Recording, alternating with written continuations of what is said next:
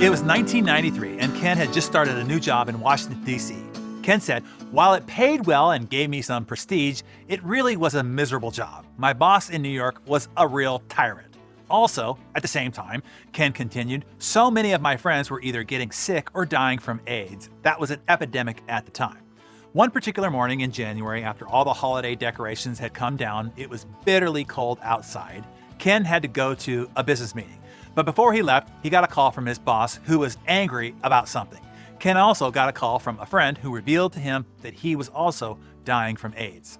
So Ken was walking down Wisconsin Avenue coming back from his appointment that also didn't go well. And Ken said, I was really feeling miserable. I just didn't understand the purpose of life at that point. The sidewalks were all very busy, so Ken was walking on the outside curb of the sidewalk. As he was walking, a city bus came along. It came so close to him that Ken could feel it brush the right arm of his coat. Ken said, suddenly, an idea came to me. And that idea was that I could wait on the next bus and just lean a little further out, and that bus could take me out of all this misery. And just as I had that thought, he continued, I looked up, and in the oncoming group of people on the left-hand side of the sidewalk, there was this one woman. It seemed she quite deliberately looked right at me. She sought out my eyes, and when she caught them, she just gave me this beautiful, wonderful smile. She didn't say anything to me, Ken said. She just smiled at me. And that one smile was enough to keep me going and keep me moving forward that day. Ken said that woman reminded him, no matter how horrible things felt, there was still room to hope.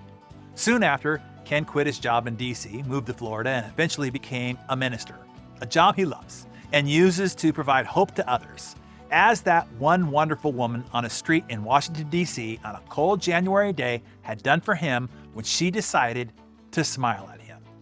This story is to remind us, A, how easy it is to save a life, and B, how often, in the distraction of our own self-absorption, we neglect to do the easy thing.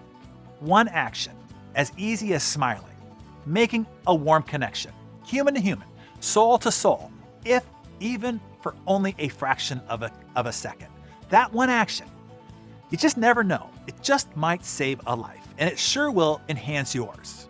So today, let's all of us throw out those human lifelines. Make connections with your eyes and a big warm smile.